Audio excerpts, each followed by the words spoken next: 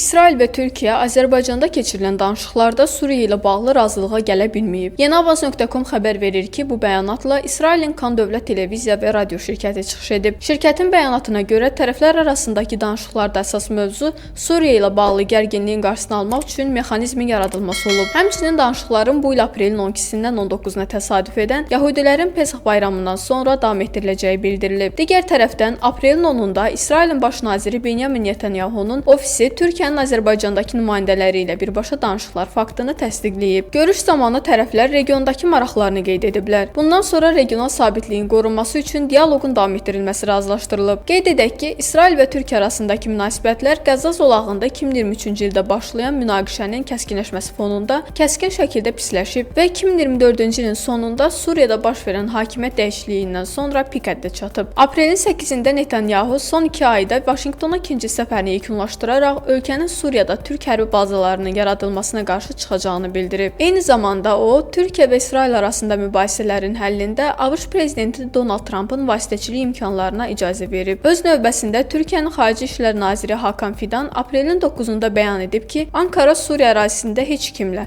o cümlədən İsrail ilə münaqişəyə girmək niyyətində deyil. Eyni zamanda o, İsrailin daim müxtəlif hərbi hədəfləri vurduğu Suriya ilə bağlı hərəkətlərini qəbul edilməz adlandırıb. Fidan əlavə edib ki, ölkəsi təhlükəsizlikdə daxil olmaqla müxtəlif məsələlərdə Suriyanın yeni hakimiyyət orqanları ilə əməkdaşlıq edir.